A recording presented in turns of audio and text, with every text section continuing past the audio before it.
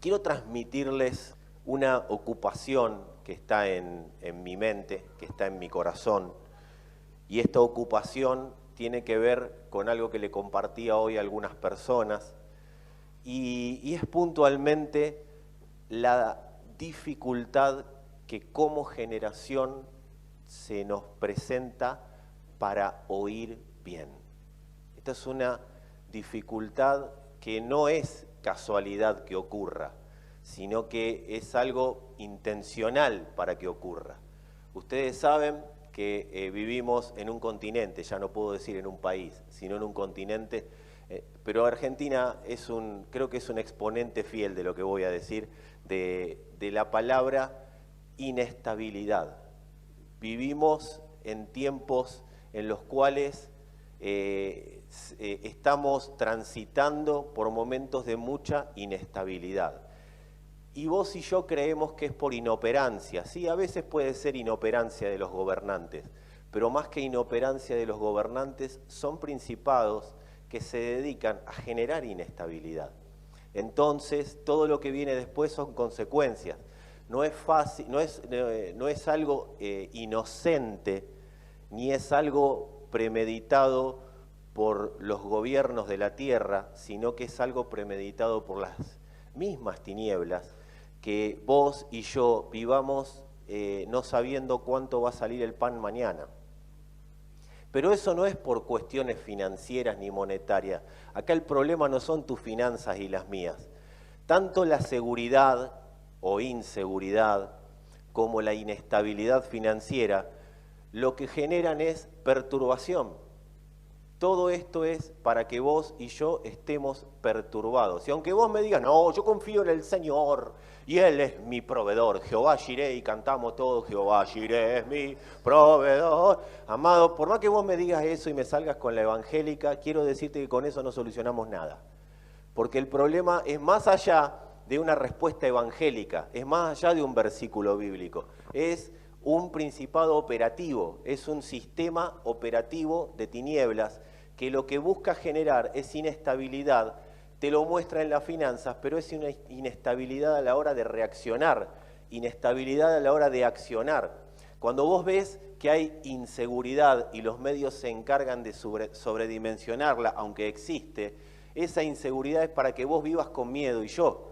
Entonces es más fácil de manipular a alguien que tiene miedo, a alguien que está inestable en sus pensamientos, a alguien que tiene incertidumbre. Siempre alguien que tiene certidumbres va a saber gobernar a alguien que no la tiene.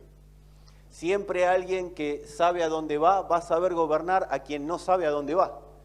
Por eso tenemos que ser entendidos en lo que está ocurriendo, no para asustarnos, no para pararnos en un púlpito y decir diablo fuera, diablo fuera, diablo fuera, sino para nosotros tener un entendimiento un poco más elevado de las situaciones, un entendimiento un poquito más elevado de lo que está pasando, un entendimiento que nos permita ver con claridad lo que se busca, y es que vos y yo vivamos perturbados para no poder prestar atención a la palabra de Dios.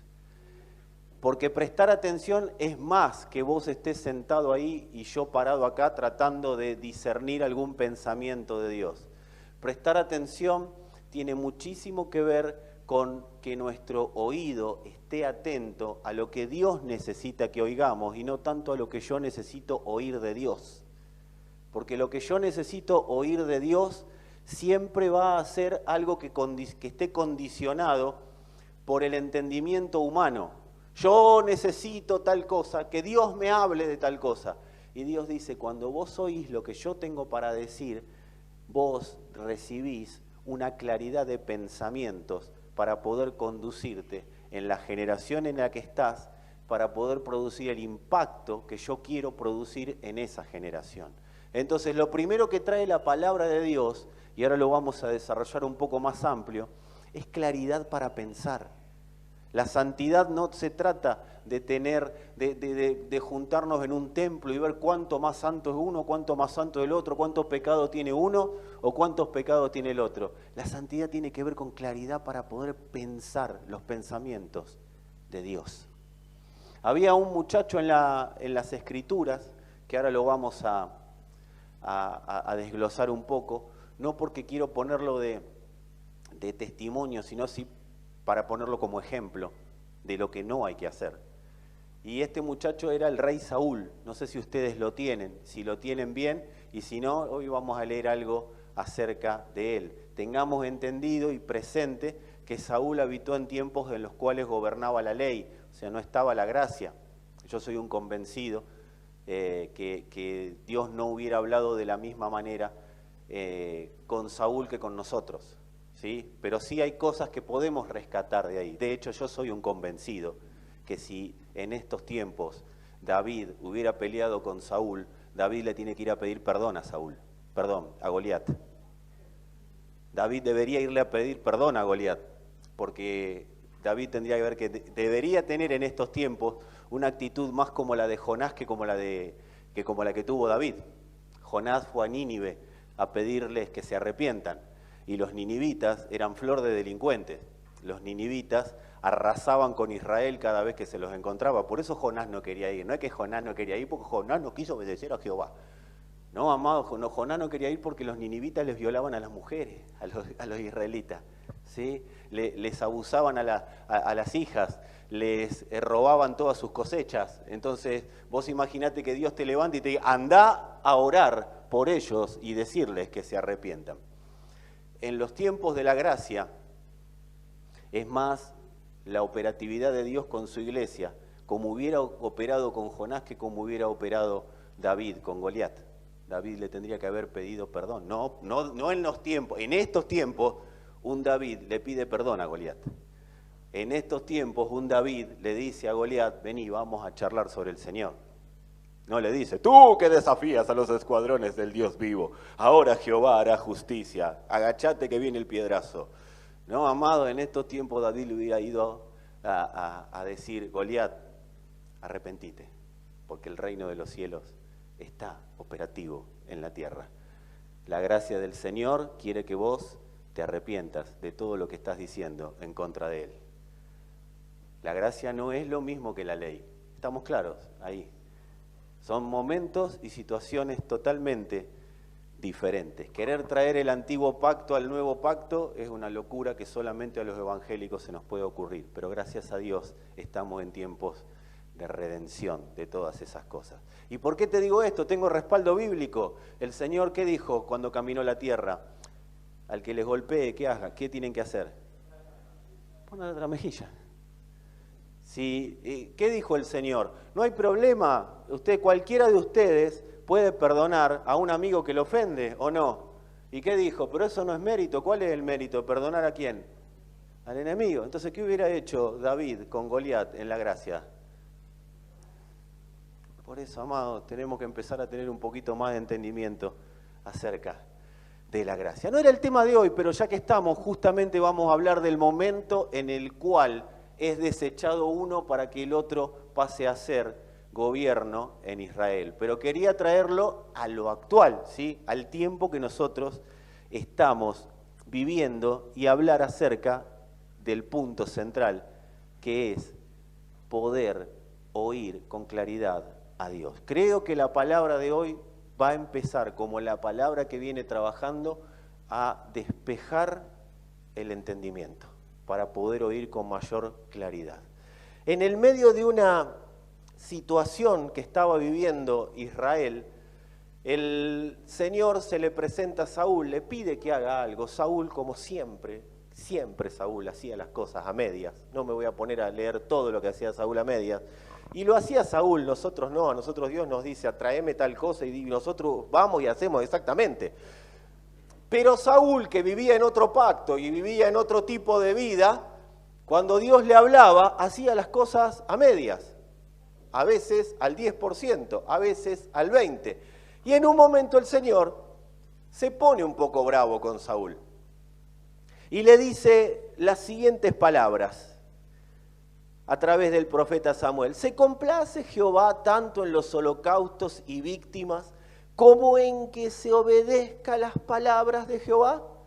Ciertamente el obedecer es mejor que los sacrificios, y el prestar atención que la grosura de los carneros. No me traigas las cositas más lindas, no me traigas la ofrenda más linda, no me traigas $300.000 de ofrenda, tráeme tu prestar atención.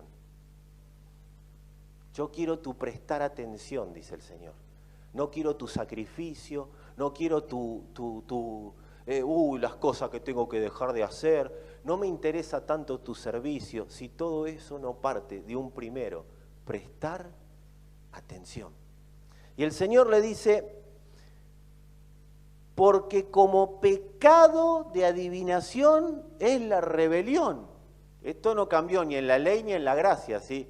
Pecado de adivinación es la rebelión. Le estás diciendo, sos un brujo si vos no prestás atención y te rebelás. Eso le está diciendo el Señor. Estás en contra de lo que yo quiero hacer. Porque el que no presta atención y actúa conforme a la palabra exacta de Dios, lo que está haciendo es ponerse en contra de Dios. Porque está jugando a favor de quien no tiene que jugar. Esto es así, amado. Si vos tenés que patear un penal y sos el único que puede patear ese penal y ese es el penal definitivo, hay dos opciones, ¿lo hacés o no lo hacés? ¿El equipo sale campeón o el equipo pierde el campeonato? No hay otra opción. Ese penal es definitorio. Si lo hacés, salís campeón. Si no lo hacés, no salís campeón. Bueno, el Señor dice, yo te puse a patear el penal. Necesito que lo patees y sea gol. Y de esa manera, ¿y cómo lo tengo que patear? Sería la pregunta. Bueno, abrís el pie, lo pones donde yo te voy a decir. La pelota tiene que ir a ese lugar. Y entonces el ejecutor va y cuando va a patear dice, no, a mí me gusta patearlo allá. Siempre lo pateé allá los penales. Así que ahora voy a patear allá. ¡Pum! Afuera. ¿Qué hay que esperar? Otro campeonato nuevo para empezar. A ver si salimos campeones. ¿Hay oportunidad? Sí. Saúl no la tuvo, porque ya eran demasiadas. ¿Vieron cómo los gatos se consumió todas las vidas, Saúl? No le quedaba, era la séptima. La que tenía era la séptima y Dios ya por misericordia le había dado una más. Pero no, se terminó. Nosotros sí tenemos oportunidad, pero ¿cuál es el problema? Que se pierde tiempo. Y mucho. Decirle al que tenés al lado, si Dios te dijo que el penal va a la derecha, decíselo, va a la derecha.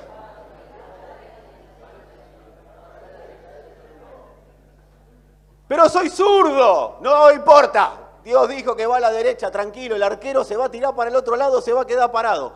Va a hacer gol. Donde Dios dijo que hay que patear, es gol. Siempre. Dice, porque pecado de adivinación es la rebelión. Y como ídolos e idolatría, la obstinación. O sea, la obstinación a Dios le da arcadas, amado. Ser obstinado es jugar con la gracia. Es jugar con la paciencia de Dios. Recuerden, la paciencia de Dios no es para que yo siga viviendo como si nunca Dios hubiera dicho que tiene paciencia. La paciencia de Dios, la Escritura es clara, es para arrepentimiento. ¿Arrepentimiento de qué? Arrepentimiento de mis obras muertas que me están dejando en ningún lado.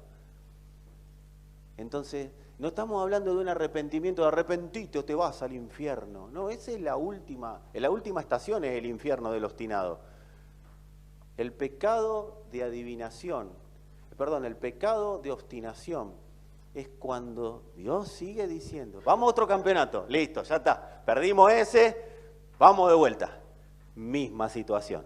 Arquero ahí, yo para patear, Dios me dice, patea a la derecha y yo, ¡pum!, a la izquierda del arquero. Hermano, ¿no habíamos quedado que se había terminado en el otro campeonato la obstinación? Y bueno, pero yo lo vi al arquero grandote y como es distinto y como... Decí conmigo, no.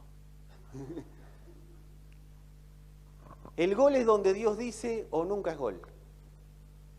De eso se trata la obstinación. Es dejar de interpretar a Dios. Amados, estamos en tiempos de mucha mezcla para que vos y yo nos dediquemos a interpretar cada cosita que Dios dice, cada palabrita que Dios habla, Cada situación en la que estoy atravesando, hay que explicar, hay que explicar. Decime cuánto tiempo perdemos buscando explicaciones que podríamos estarlo utilizando en accionar conforme a la palabra de Dios. Por eso el Señor es claro, nos rescató de esa manera obstinada de pensar. El Señor nos rescató de esa manera obstinada de pensar. Hoy hablaba desde ayer venimos hablando con alguien, no voy a dar el nombre porque no me autorizó, pero venimos con una hermosa conversación. No, en realidad es hermosa la conversación porque vamos profundizando. Lo que no es tan hermoso es lo que pasó en el relato que les voy a decir ahora. Yo no sé si ustedes tienen el relato del rico y Lázaro. Quiero decirles antes de leérselo que es una parábola, ¿sí? Es una ejemplificación, ¿sí? Cuando es una parábola significa que no pasó. ¿Estamos claros? Muchas de las cosas que el Señor describió no pasaron.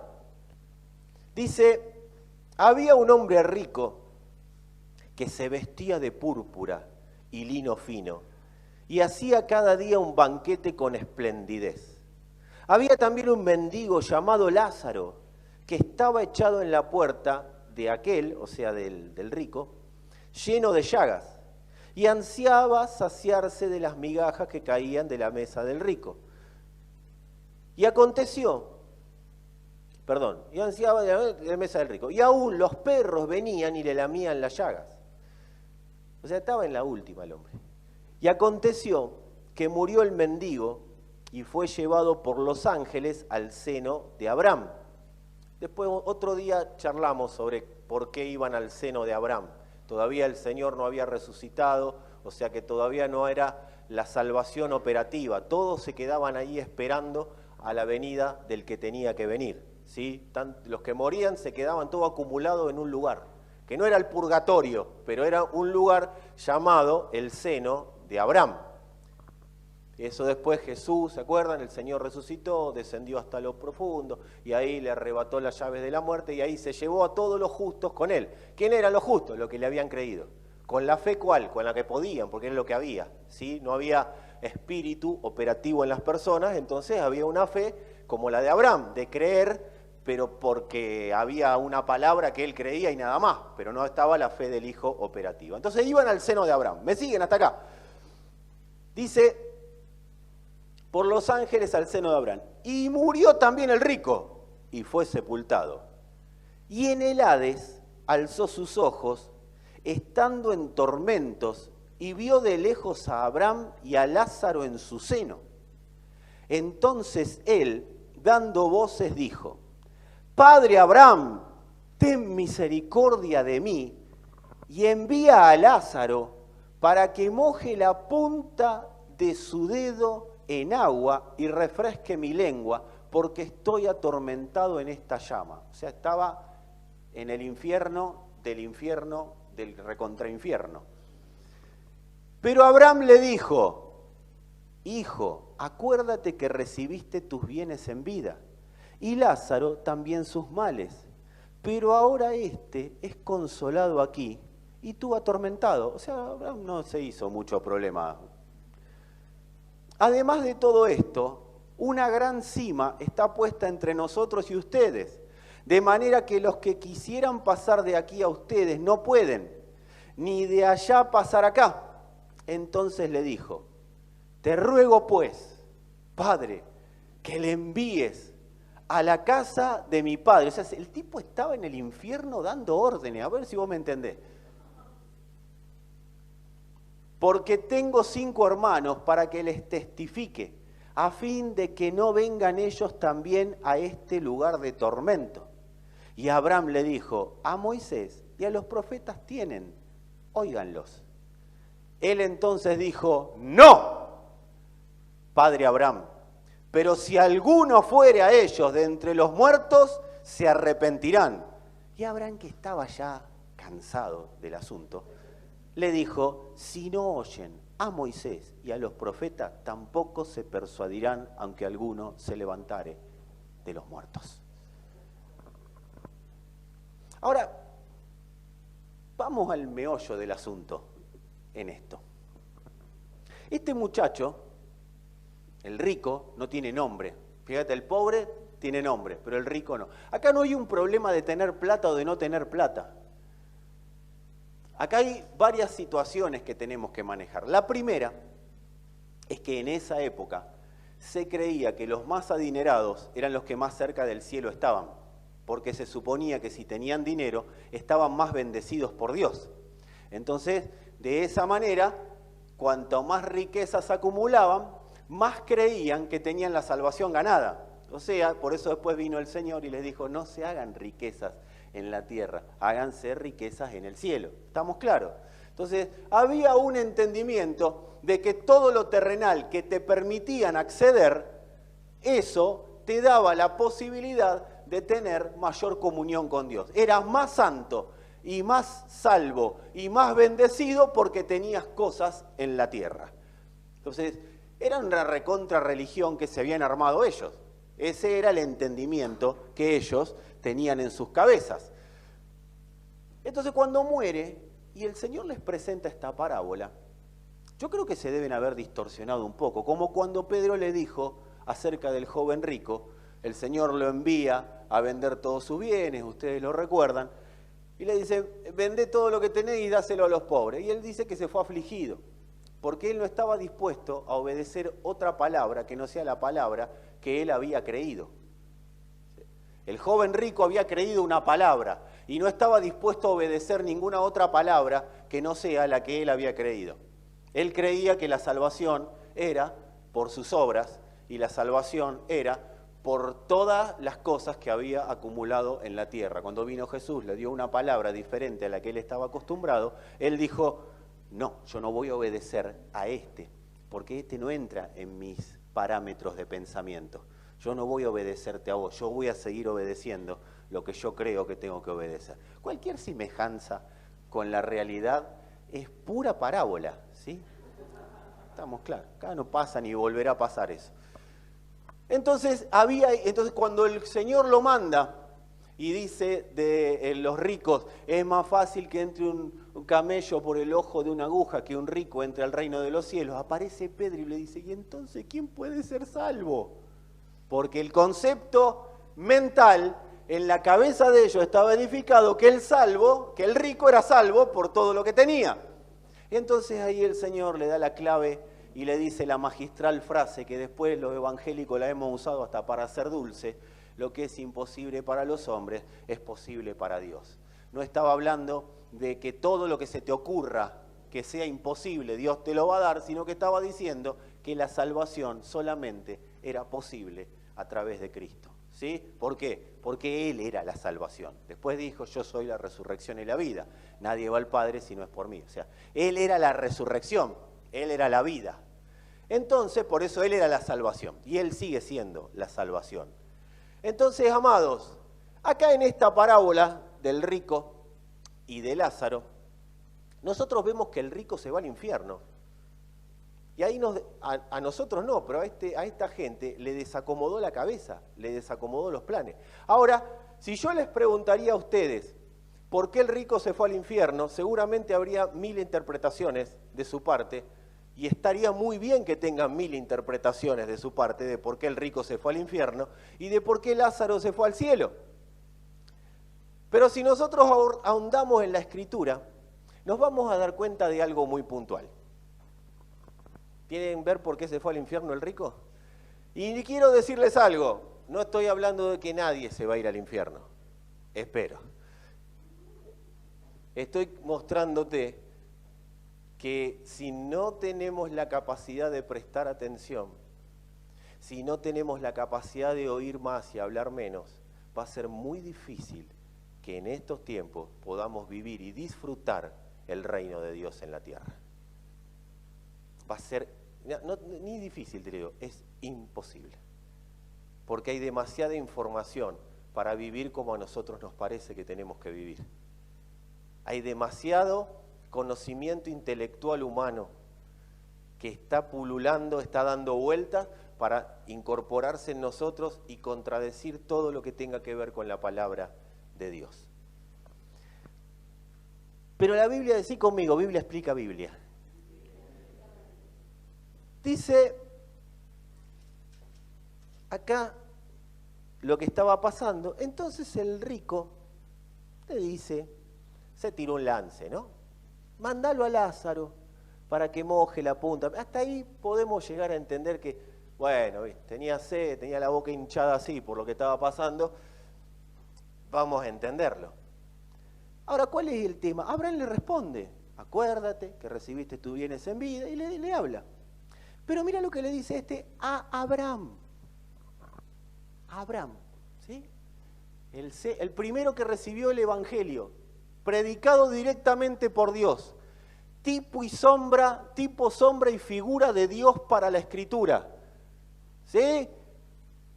El padre de la fe para ellos, el que te bendecirá y serás de bendición, el que ellos le decían Padre, le dice a Abraham, en lugar de aceptar lo que le dice Abraham, él le dice, te ruego pues, ya que no me va a dar agua, que lo envíes a la casa de mi padre.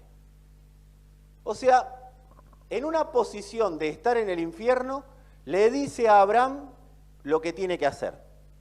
Sobre otro del que no tiene ningún tipo de autoridad. Vamos a hablar en argentino y vamos a meterlo acá. Si yo fuera Abraham, ¿sí? Abraham es más bueno que yo. Pero si yo fuera Abraham, mi respuesta hubiera sido, ¿quién sos vos para decirme a mí, número uno, lo que tengo que hacer? Y número dos, para mandarlo a este pobre muchacho con todas las que pasó en la vida. ¿Quién sos vos para decirle a él lo que tiene que hacer? Y ¿qué quieren más argentino? ¿A quién te comiste? ¿A quién te comiste que vos te creés que podés ser más de lo que sos? Hermano, estás en el infierno.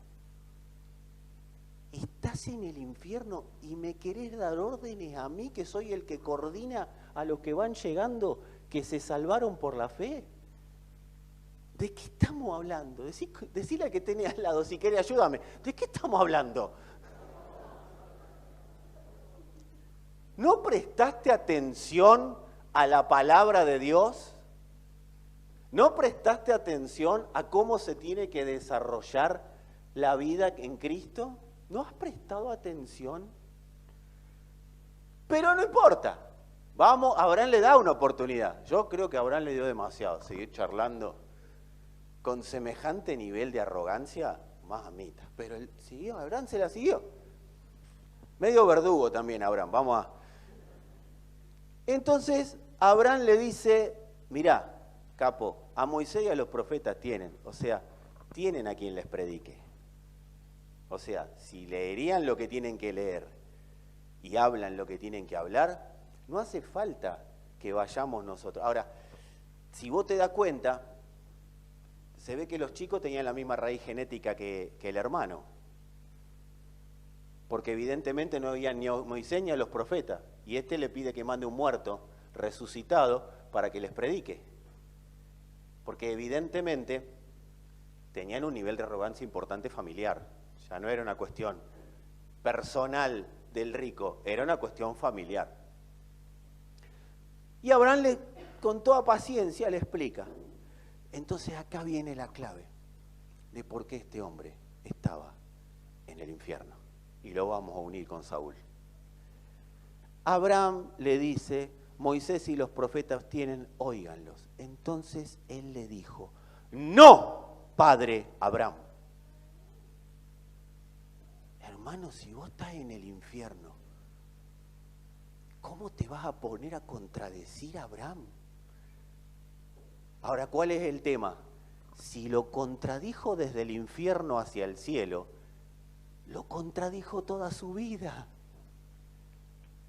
El punto no es cuando estuvo en el infierno, el punto es que toda su vida vivió contradiciendo a Abraham, a la ley y a los profetas. Capo, Abraham te está hablando y vos le seguís contradiciendo todo lo que te dice. Entonces ahí nos empezamos a explicar por qué hay personas a las cuales les funciona lo que les tiene que funcionar y hay personas a las cuales no les funciona el Evangelio.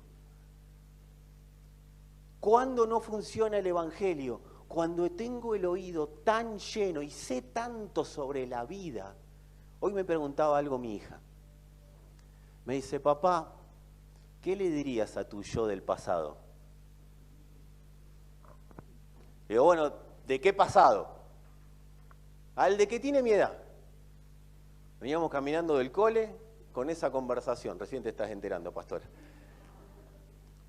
Y le digo, ¿sabés lo que le diría, hija, a mi yo del pasado? Sé más humilde para oír a los que saben más que vos. Eso le diría a mi yo del pasado. Si a los 12 años alguien me hubiera dicho eso, mi vida no hubiera sido lo problemática que fue. Pero no porque mi papá, mi mamá me hicieron problemas, yo me hice la vida problemática. Por oír más lo que yo creí que había que oír que lo que los demás tenían para oírme. Y le dije esto, me iría a tu edad, pero me quedaría un par de años más, porque a tu edad todavía escuchás un poquito. Me quedaría hasta los 14, 15, 17, 18, más o menos ahí, y le diría, escucha a tu viejo, escucha a tu vieja, escucha a quienes te mentorean en el Señor, porque fue la edad que me fui de la iglesia, fue la edad que me aparté. Escucha un poco más, habla menos, no creas que te las sabes todas. Todas esas cosas le dije a mí, te las traigo y se los digo. Ella misma se los va a decir.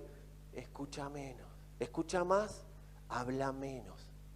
Amado, ¿qué le dirías a tu yo del pasado? ¿No le dirías algunas cosas parecidas? Escuchá, oí a los que saben más que vos. No te pongas en posición de Enrique Santo Discépolo, siglo XX, Cambalache.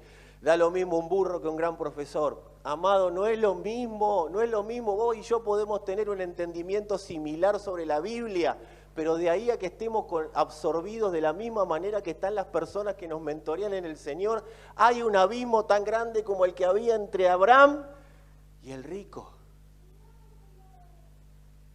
Como generación necesitamos despertar, aún oír más. No puede ser que yo me pare y me ponga al mismo nivel que cualquiera que superó muchísimas más cosas que yo en el Señor. Porque acá no estamos haciendo competencia de a quién le fue peor o mejor en la vida. De eso no se trata el Evangelio. No, con las cosas que yo viví, ¿sabés cómo maduré? ¿Quién te dijo que maduraste? Quizás superaste situaciones y seguís en pie, pero eso no significa que hayas vos o yo madurado por haber vivido situaciones de la vida. Las situaciones de la vida no nos maduran, ¿sabés lo que nos hacen? Orgullosos. Las situaciones de la vida que podamos haber superado por las nuestras nos hacen simples orgullosos. Y uno de los frutos, una de las manifestaciones del fruto del Espíritu, ¿saben cuál es? La mansedumbre. Dice la Escritura que Moisés era el hombre más manso de la tierra. ¿Sabés qué significa más manso? Hasta Jesús, ¿no? Hasta el Señor. ¿Sabés qué significa manso como fruto del Espíritu? Humilde. Porque si vos lo ves a Moisés pegándole a la roca, no era muy manso, que digamos. Desde la concepción nuestra de manso. Era un hombre humilde. ¿Sabés que a las personas que son humildes como fruto les va mejor? Pierden menos tiempo. El humilde pierde menos tiempo. El que tiene la capacidad dada por Dios y activa esa capacidad de oír más y hablar menos, pierde menos tiempo. Y yo estoy hablando con personas que sé que están acá porque no tienen ganas de perder tiempo. Vos no sé, yo no tengo más ganas de perder tiempo en la vida. Y me hubiera encantado tener la máquina del tiempo para ir a charlar con mi yo del pasado. E ir a decirle, no, cuidado con este, cuidado con aquel, cuidado con lo otro. No, oí más a Dios. Y oí más a aquellos que en el Señor te están guiando. oílos más. Comprobá que son guías del Señor, ¿sí? Eso fue lo que hizo el apóstol Pablo. Señor, ¿quién eres? Comprobó. Cuando él comprobó con quién estaba hablando, pues, ahora sí hago todo lo que vos quieras. Y esto no te voy a pedir ni que me muevas la cabeza ni con sí, ni con más o menos. Pero decime si no hubieras ahorrado muchísimas situaciones de conflicto en tu vida y yo en la mía, si hubiéramos oído más a aquellos que nos mentoreaban en el Señor. ¿Qué necesidad tenemos de pasar por los mismos lugares que otros ya pasaron? ¿Cuál es la necesidad? Estamos en tiempos en los cuales el Señor nos quiere hacer entender que nos rescató de una vana manera de vivir. ¿Sabes lo que dice el apóstol Pedro? Mirá, primera de Pedro 1:18. Mirá lo que dice el Señor, no Pedro. Pedro lo escribió, pero el Señor se lo escribió a los dispersos. Nosotros nos metemos en la carta como chusma que somos, la vamos a leer porque se aplica a nosotros también. Y le dice 1:18. Sabiendo que fuisteis rescatados de vuestra vana manera de vivir. La cual, ¿de dónde apareció la vana manera de vivir? Dice, la cual recibisteis de vuestros padres. No con cosas corruptibles como oro o plata, sino con la sangre. O sea, no fuiste rescatado con cosas corruptibles. No pagaron por vos oro o plata. Pagaron la sangre preciosa de Cristo, como de un cordero sin mancha y sin contaminación, ya destinado desde antes de la fundación del mundo, pero manifestado en los postreros tiempos por amor de vosotros, y mediante el cual creéis en Dios, quien le resucitó de los muertos y le ha dado gloria para que vuestra fe y esperanza sean en Dios. Dios nos rescató de la manera de vivir vana, que es de vivir conforme a nuestros pensamientos. Hablaba con alguien hace unos días y él me manifestaba algunas cosas acerca de la salvación y yo le decía, sí, la salvación como estación final, como última instancia, ya nos salvó del infierno, pero la salvación que es Cristo es para vivirla en nuestros días. Dios no nos salvó en primera instancia del infierno, Dios nos salvó de nuestra vana manera de vivir. ¿Y qué significa vano? Vacío de Dios, de la manera de pensar fuera del propósito eterno, de una manera de pensar anti Dios. Dice la Escritura, ustedes eran enemigos de Dios. ¿Pero por qué éramos enemigos de Dios? Por la manera de pensar anti Dios. ¿Quién piensa anti Dios? Todo aquel que piensa conforme a su propia manera de vivir. ¿Y de dónde se heredó eso? De nuestros padres. ¿Qué hizo el Señor? De nuestros padres estoy hablando de una raíz genética, no te pelees con tu viejo o con tu vieja, porque no tienen nada que ver. Gracias a Dios que te trajeron, estás acá y podés interpretar y vivir según la manera que Dios diseñó que puedas vivir. Pero Dios nos rescató de una vana manera de vivir. Nos sacó de ese lugar y nos puso en el reino de su Hijo amado para que nunca más tengamos una mentalidad corrupta para vivir la vida, para que nunca más vivamos conforme a un sistema antidios que nos hizo enemigos de Dios. Adán es enemigo de Dios. Hay una naturaleza que es enemiga de Dios y que si le damos rienda suelta va a pensar de esa manera y nos va a llevar a pensar de esa manera. No creas que porque el Señor te salvó los pensamientos. Él te salvó para que pienses como Él, pero te salvó para que obedezcas a su palabra y de esa manera tus y mis pensamientos van a estar salvados.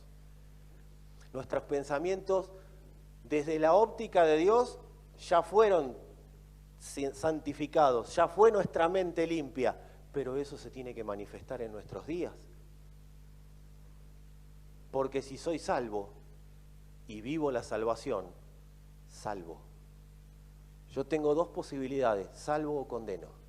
Puedo condenar a las próximas generaciones o las puedo seguir salvando. Si permito que por la renovación del entendimiento mi mente siga siendo salvada. ¿Salvados del infierno? Sí. ¿Salvados en la mente? También. Ahora, eso se tiene que manifestar. La realidad que pasa en el espíritu se tiene que manifestar en el alma para hacer una expresión en el cuerpo. Yo voy a ir a donde mis pensamientos me lleven. ¿Cuántos lo saben? Y Dios dice, mis pensamientos son más altos que los de ustedes y mis caminos son más altos que los de ustedes. Por eso, decí conmigo, prestar atención. Y ahí desperté a los que se estaban durmiendo. Yo sé que hasta ahora empezamos. No es que están diciendo amén, amén, sino que está... Terminá. Prestar atención es más importante que cualquier sacrificio que después tengas que hacer. Muchas personas suelen decir, y bueno, pero yo quiero hacer mi experiencia. Y yo digo, ¿para qué? ¿Qué sentido tiene que hagas tu experiencia? Si por la experiencia de Cristo vos podés vivir diferente. Y si hay alguien o alguienes que te pueden reflejar esa experiencia, mejor. Jóvenes, ¿para qué van a vivir como vivimos nosotros si tienen la posibilidad de hoy vivir en esa brecha que abrió el Señor en sus pensamientos? Adultos, ¿para qué van a seguir? ¿Para qué vamos a seguir viviendo, dando vueltas en el mismo lugar si Dios nos abrió una brecha para que pensemos lineal y hacia arriba? Para que traigamos lo del cielo a la tierra y no que lo de la tierra nos gobierne y nos haga vivir de una manera inestable. Que un día me levanto bien, otro día me levanto mal, otro día más o menos, otro día y bueno, ¿qué va a hacer? Y Dios, ¿qué vas a hacer con mi vida? Y Dios dice, ya hice todo. Solamente presta atención. Míralo al de la derecha o al de la izquierda, al que vos quieras. Si es tu esposo o tu esposa, no sé si te conviene mirarlo, pero decile, no seas el rico.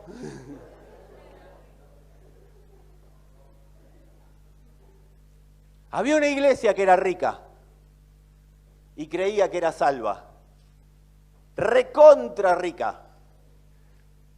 Era una iglesia que estaba por encima y miraba por el hombro a todas las demás, porque se sabía toda la Biblia. En esa época el nivel de analfabetismo era muy grande. La gente no sabía leer, todas las personas. Y esta iglesia tenía todo, gente educada, gente que tenía cátedra, eran cultos, tenían dinero. Sin embargo, viene el Señor.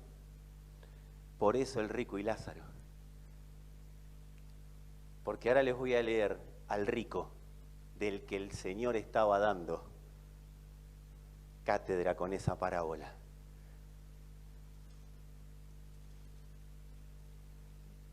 Dice, y escribe el ángel de la iglesia en la Odisea. He aquí, o sea, he aquí, acá estoy, dice el Señor, el amén. El testigo fiel y verdadero. El principio de la creación de Dios. O sea, que te quede claro quién te está hablando, le está diciendo a esa iglesia. O sea, nada de andar buscando, a ver quién es. No, te estoy dejando bien en claro que te estoy hablando yo, dice el Señor. Dice esto, yo conozco tus obras, que no eres frío ni caliente. Ojalá fueres frío o caliente, pero por cuanto eres tibio y ni frío ni caliente, te vomitaré de mi boca. Porque tú dices, fíjate lo que decía esta iglesia, y acá nadie se haga cargo y háganse todos cargo. Y yo me hago cargo también. Yo soy rico y me he enriquecido y de ninguna cosa tengo necesidad. Dice la Escritura, Dios conoce los pensamientos. La palabra discierne los pensamientos y las intenciones del corazón. Que nadie me escuche y nadie me vea no quiere decir que el Espíritu no me esté escuchando y viendo. Yo muchas veces, lo he charlado hasta con Valen y con Sandra, cuando hay personas que de repente no están en tu vida. ¿Y este dónde está? ¿Qué pasó? Y una vez el Señor fue claro conmigo. Hay conversaciones en las que yo estuve sobre vos que vos no estuviste. Por eso cuando alguien ves que desaparece de tu vida, no te hagas tanta mala sangre. Porque hay conversaciones internas y externas en las que Dios estuvo y vos no estuviste. Ese te lo tiré así como para que tengas paz cuando alguien te critica. Porque tú dices, yo soy rico y todas las cosas que acabamos de leer. Y no sabes, dice el Señor, que tú eres un desventurado, miserable, pobre, ciego y desnudo. Por tanto, yo te aconsejo, ya ni siquiera te mando. ¿Por qué yo te aconsejo? Porque fueron tan tercos y tan cabezones, y ya llegó un momento que Dios no tenía más ganas de hablar, que de última le dijo, te aconsejo que de mí compres oro refinado en fuego para que seas rico y vestiduras blancas para vestirte. ¿Se acuerdan lo que le dijo el Señor a los fariseos? ¿Se acuerdan cuando les dijo sepulcros blanqueados? Porque la vestidura es interna, no es externa. Y vestiduras blancas para vestirte.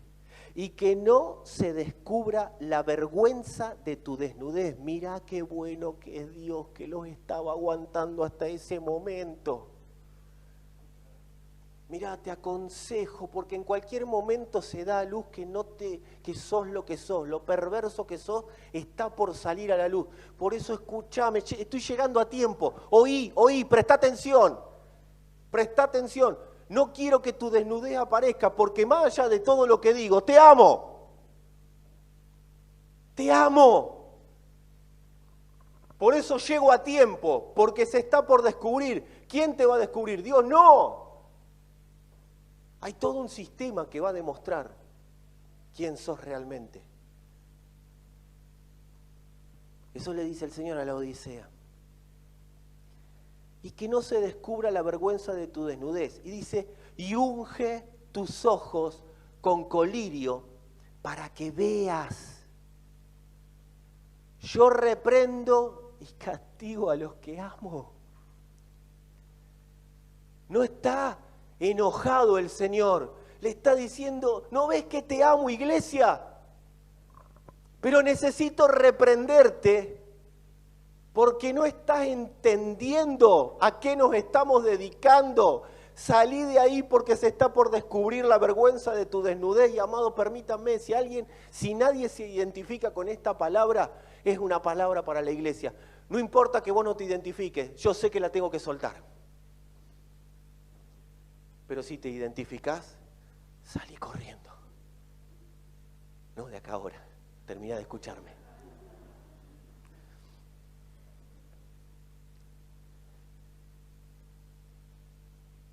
Sé pues celoso y arrepiéntete. He aquí, yo estoy a la puerta y llamo. No le está hablando a un hermanito inconverso, le está hablando a la iglesia. Le está hablando a la iglesia. ¿Sabe lo que le está diciendo? Esto, el público se renueva, pero le está diciendo, a ver si nos entendemos, vos sos mi iglesia y me dejaste afuera. Me dejaste afuera. Yo te diseñé para que seas iglesia. Cada uno de nosotros fue diseñado para ser iglesia. Y viene Dios y dice, yo te diseñé para que seas iglesia, pero conmigo adentro, no conmigo afuera. Iglesia, estoy golpeando la puerta y llamo. Si alguno oye mi voz y abre la puerta, entraré a él y cenaré con él y él conmigo. Fíjate que ellos hacían iglesia sin hacerlo partícipe al Señor del vínculo de la comunión. Dice, cenaré con él y él conmigo. Está hablando de la cena del Señor, está hablando de tener el vínculo, está hablando que ellos comían palabra porque eran una iglesia. El tema es que ¿qué palabra estaban comiendo? ¿Vas entendiendo por qué el rico se fue al infierno?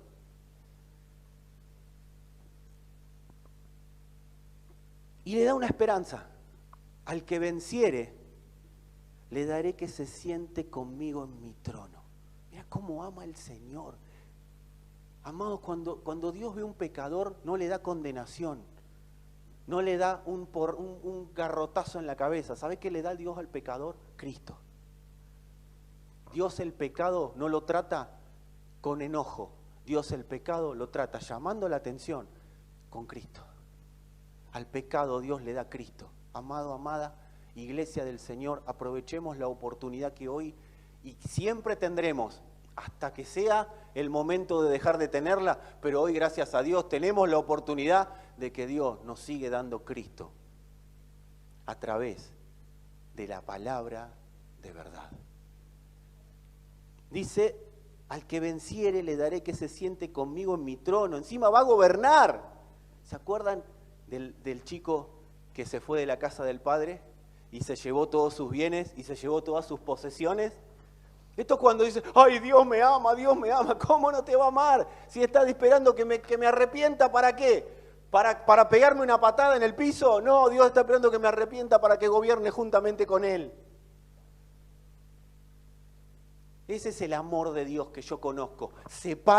El amor de Dios es frío, porque separa lo que sirve de lo que no, lo que es Dios de lo que no. Y si quien está expuesto a su palabra oye y saca lo que no es Dios, presta atención, amada familia, el gobierno de Dios es una realidad en esa persona y en esa familia. Dice, al que venciere le daré que se siente conmigo en mi trono, así como yo he vencido y me he sentado con mi Padre en su trono. El que tiene oído, oiga lo que el Espíritu le dice a las iglesias. Después, si lo quieren buscar, Apocalipsis 3, 14 a 22. Amada familia, estamos ante la oportunidad única que si no hemos prestado atención, el Señor dice, sigue habiendo palabra.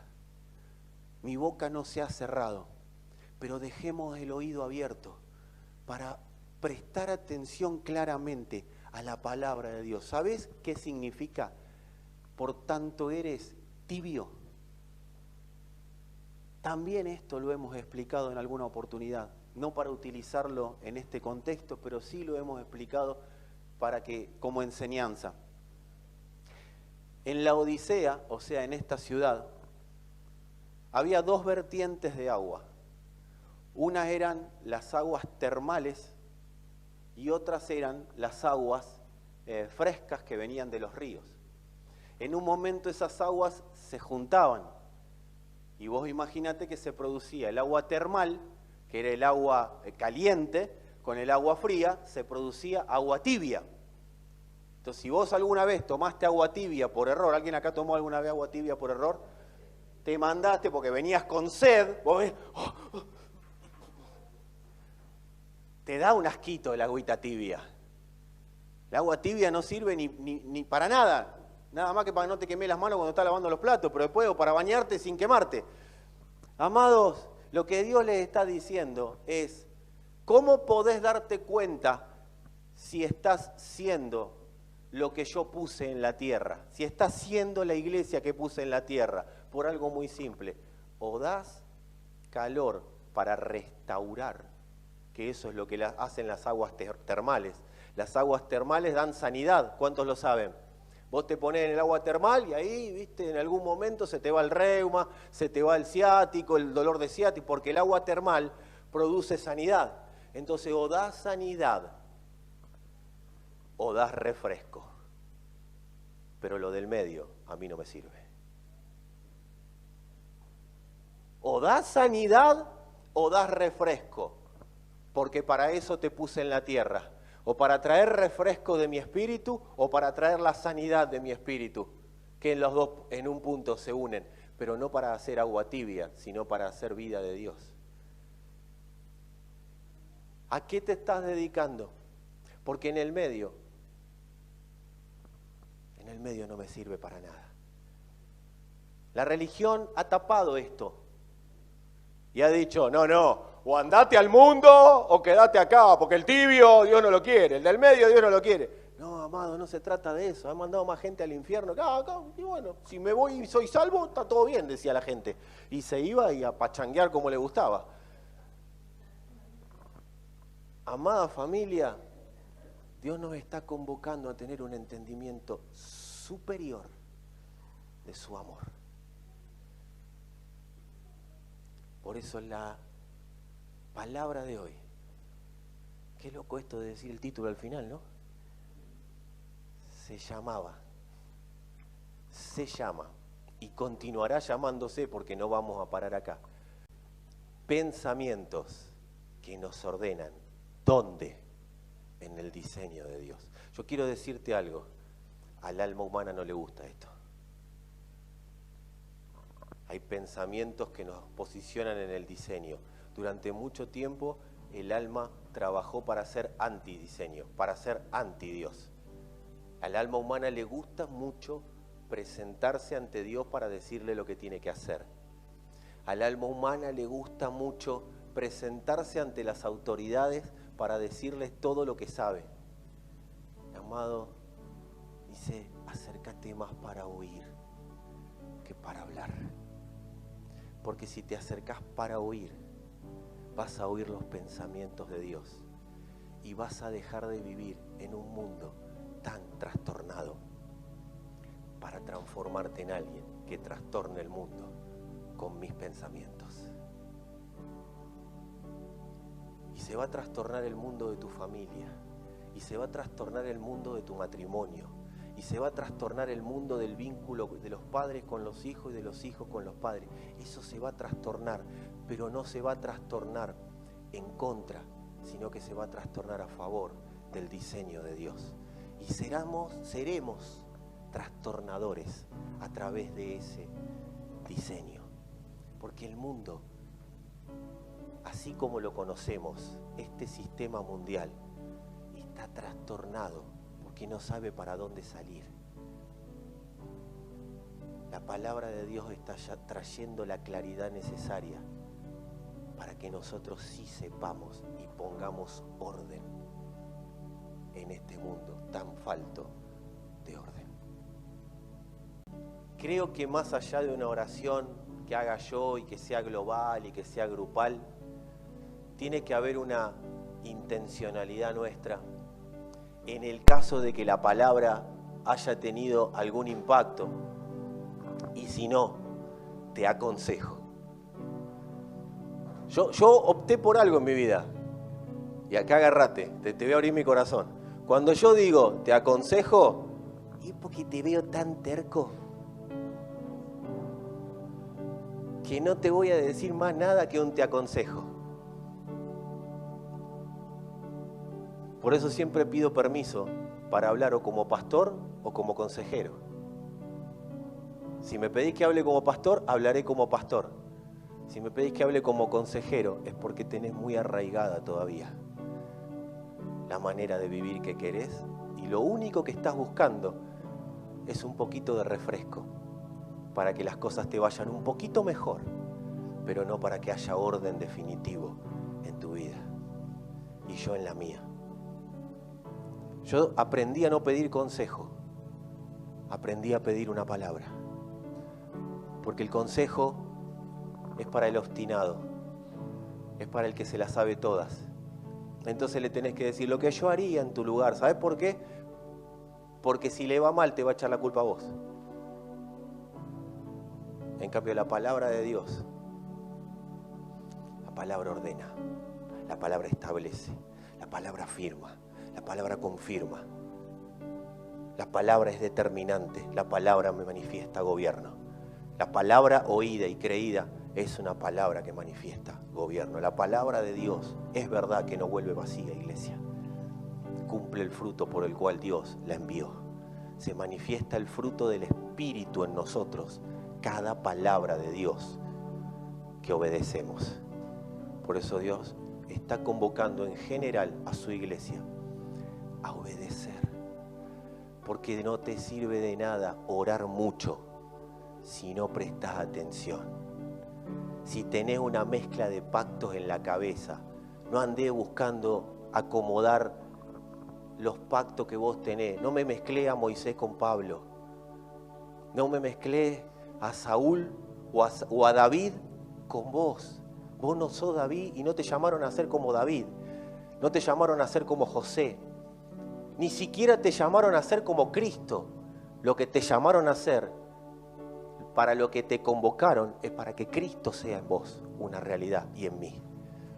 No estamos en la tierra para dar opiniones. Estamos en la tierra para obedecer a la palabra de Dios.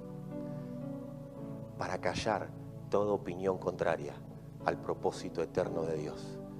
Tu familia va a vivir en ese propósito. Tu familia no va a ser una familia que se levante en un sistema antidios. Tu yo del presente está redimiendo a tu familia del pasado. No necesitas la máquina del tiempo. Necesitas vos y yo la decisión y la determinación de obedecer claramente a la palabra de Dios.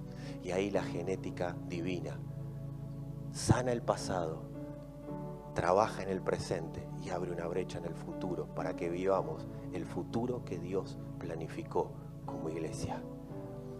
¿Y sabés a quién te traes de ahí? ¿Sabés a quién te traes del pasado? A vos, pero redimido.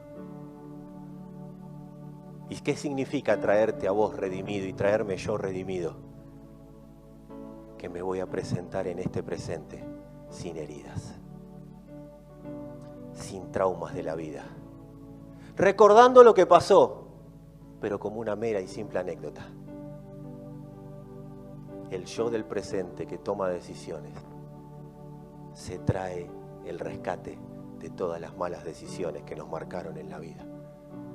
Problemas mentales son solucionados por causa de nuestra decisión de obedecer la palabra de Dios. Problemas de ansiedad, problemas que hoy gobiernan nuestras emociones.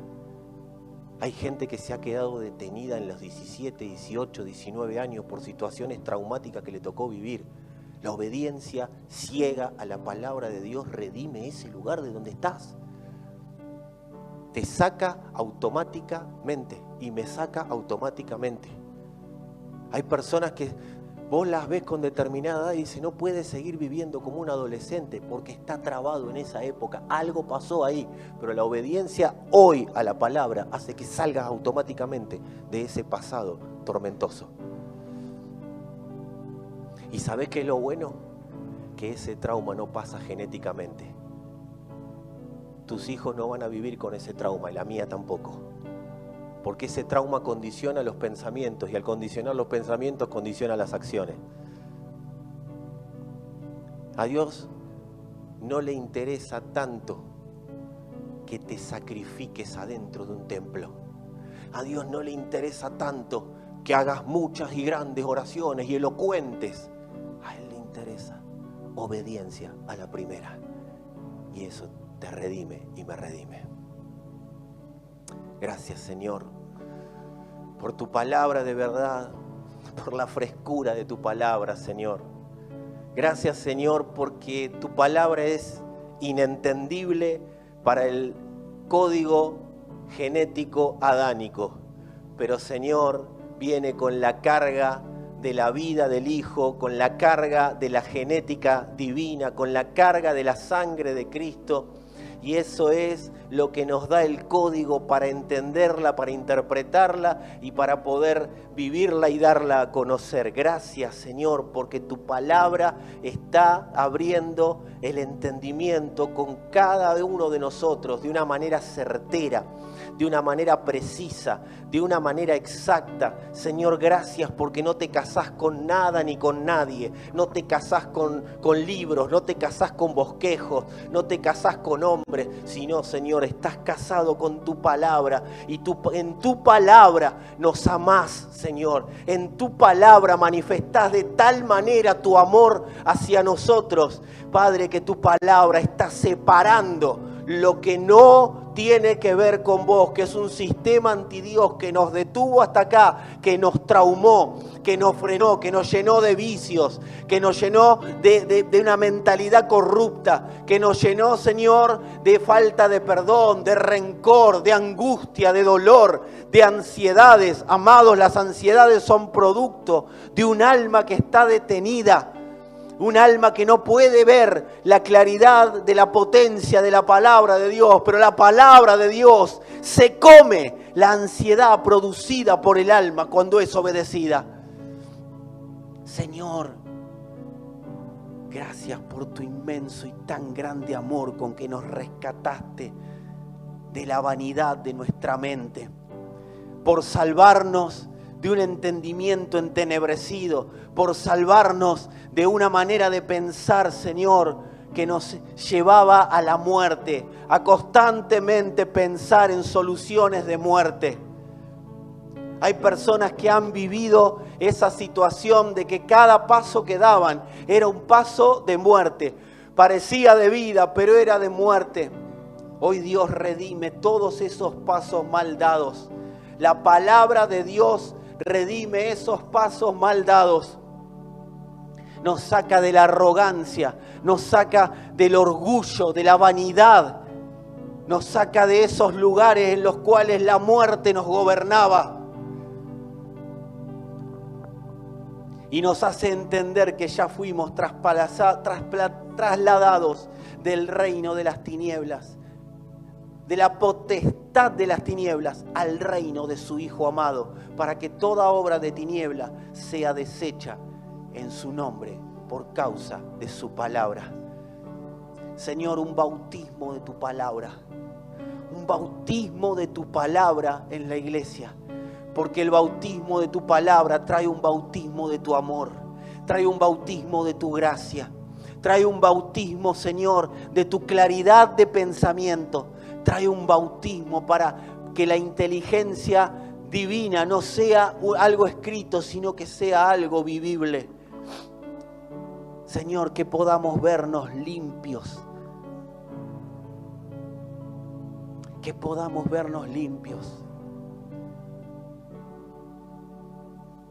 Señor, que nuestro yo del presente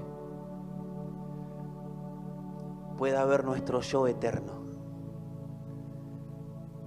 para que podamos vernos santos, sin mancha, sin arruga, para que podamos vernos limpios, santos y perfectos, para que ese espejo que refleja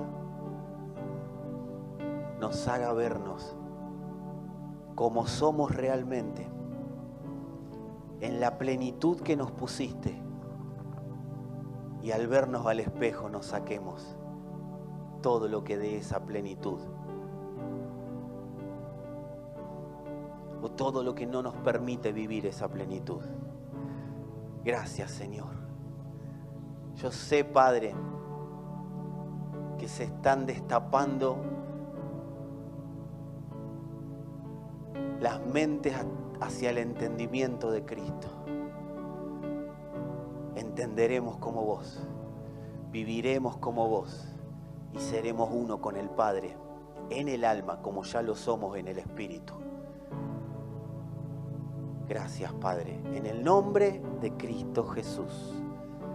Gracias, Señor. Amén y amén.